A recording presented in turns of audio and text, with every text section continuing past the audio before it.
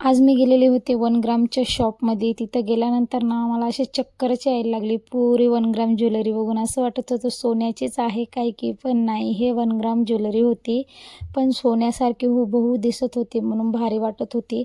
बघा ना, कॉस्मेटिक पण लई भारी भारी होते, पण मी काहीच नाही घेतले.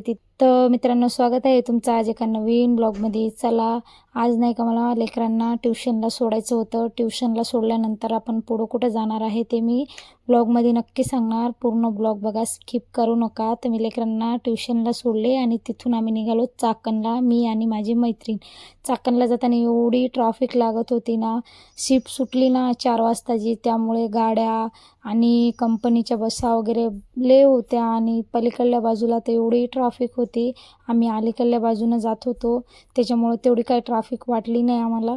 पण पुढं गेल्यानंतर तेच झालं, व्हायचं तेच झालं. पुढं गेल्यानंतर थोडी ट्रॅफिक लागली. मग कसं तसं ट्रॅफिकमधून निघालो आम्ही. पोचलो चाकण चौकामध्ये. चाकण चौकामधून डायरेक्ट आम्ही गेलो माणिक चौकला. माणिक चौकामध्ये भरपूर शॉप असतात शॉपिंग करायसारखे. तर आम्ही पोचलो CIT4, म्हणजेच आपलं CIT4 तुम्हाला माहीतच असेल, इंस्टाग्रामचं फेमस दुकान. तिथं गेल्यानंतर मी थोडे फोटो वगैरे घेतले, व्हिडिओज घेतले आणि आम्ही शॉपिंग करायला सुरुवात केली. बघा, ड्रेसाचं कलेक्शन म्हणजे मेन्सवेअर आहे.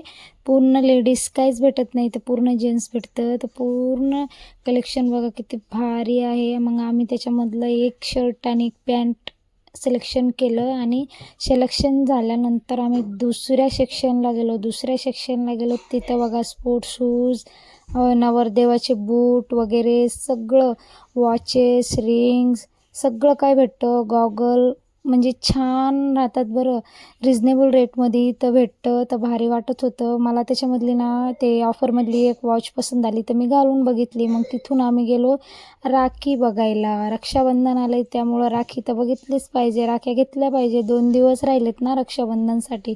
मग आम्ही राखीच्या शॉपमध्ये घुसलो. तिथं गेल्यानंतर राख्या बघून तर एवढं भारी दिसत होत्या राख्या. वेगवेगळे कार्टूनचे, स्टोनचे छान छान होते. मग कस्टमर पण खूप होते. आम्ही घेतल्या, थोड्या राख्या घेतल्या आणि मग आम्ही गेलो.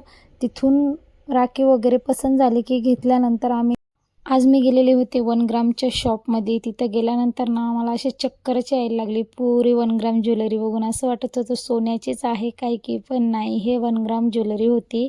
पण सोन्यासारखी हुबहू दिसत होती म्हणून भारी वाटत होती. बघा ना, कॉस्मेटिक पण लई भारी भारी होते, पण मी काहीच नाही. वापस घरी. तर चला मग भेटूया नेक्स्ट ब्लॉगमध्ये. असंच बघत राहा. Bye bye, take care.